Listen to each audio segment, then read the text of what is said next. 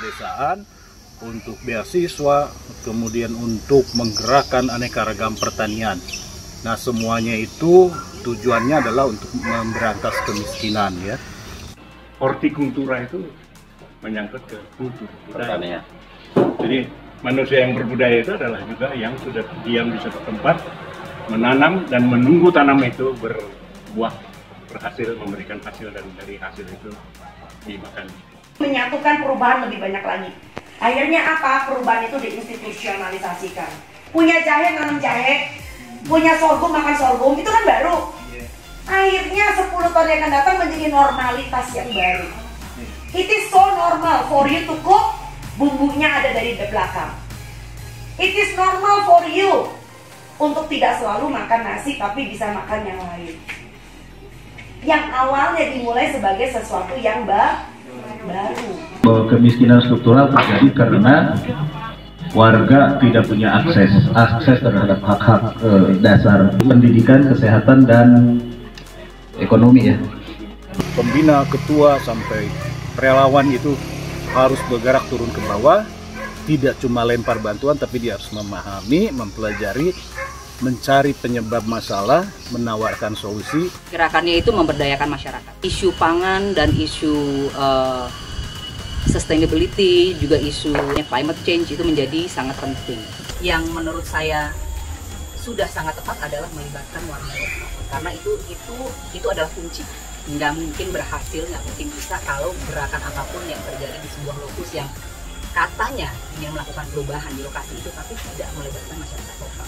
Saya bisa bilang bahwa apa yang dilakukan Odesa itu tepat karena sudah menunjukkan hasil gitu ya. Model-model mikro yang inspiratif yang bisa diduplikasi oleh siapapun dari manapun. Nah, bagi Odesa, gerakan filantropis itu bukan cuma sekadar gerakan charity yang hanya melempar bantuan ya, tapi juga mempertanyakan penyebab kemiskinan, mencari jawaban solusinya.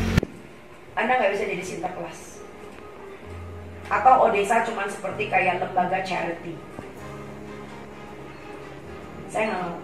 So, Anda harus mempunyai dua perbedaan masyarakat yang perlu ditolong. Ada orang yang memang mesti disuapin ikan, ada orang yang sudah siap diberi kail supaya dia bisa melaut sendiri.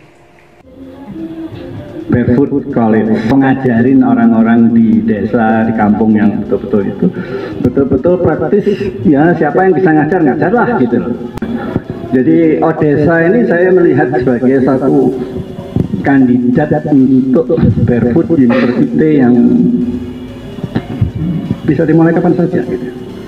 Tidak harus dalam bentuk yang membutuhkan peralatan mahal. Seorang profesor tua di Wisconsin yang bilang sama saya, cara paling bagus untuk belajar itu adalah dengan mengajar. Dalam bahasa Latinnya itu docendo discimus, itu Seneca, dia itu menterinya Nero dulu yang bilang begitu, by teaching we learn. Dan ini sebetulnya filosofi hidup saya selama ini itu adalah ya, kalau saya berusaha ngajarin orang, saya biasanya makin pinter dan lebih pinter dari yang saya ajarin, maupun karena saya harus menyiapkan membaca buku-buku yang lain. Perubahan masyarakat terjadi karena ada orang-orang yang berfungsi sebagai tadi itu falola nafaro min kulli firqatin thaifatun. Kalau orang umumnya adalah jam 7 pagi berangkat kerja, pulang jam 5 sore gitu. Harus ada orang-orang yang tidak begitu. Yang seperti Pak Faiz ini, yang bangunnya jam 9, pekerjaannya kelihatannya nggak jelas gitu kan. Tapi dia tugasnya memang tidak melakukan hal-hal yang normal seperti dilakukan oleh orang lain. Belum masuk dalam hati. Iya. Jadi tugasnya adalah membuat keributan dalam pengertian positif, yaitu mengingatkan orang-orang bahwa ada sesuatu yang kurang dalam masyarakat yang harus dilengkapi, dikritik, segala macam. Nah, menurut saya Odesa itu tugasnya ya seperti itu. Nah, memang kelompok seperti ini itu nggak perlu banyak-banyak. Karena di Quran pun juga redaksinya itu falaula nafaro min kulli firqatin thaifatun, sekelompok orang. Sedikit, tapi sedikit ini adalah critical mass, apa ya? Satu massa kecil tapi yang kritis sekali. Jadi artinya kritis itu dalam fisika begitu dia berubah itu mengubah konstelasi. sedikit tapi begitu dia berubah langsung semua konstelasi itu berubah semua. Kan ada orang yang walaupun sendirian, begitu dia hadir di sebuah tempat langsung berubah situasinya. Ada orang yang ya datang kemanapun, ada atau nggak ada, padahal nggak berubah apa-apa. Ada ya begitu keadaannya, dia pergi juga begitu juga. Nah, harus ada orang-orang yang keberadaannya itu walaupun sedikit mengubah konstelasi.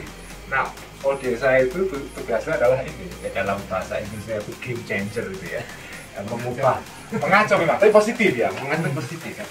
Masyarakat kalau nggak ada begitu nggak asik.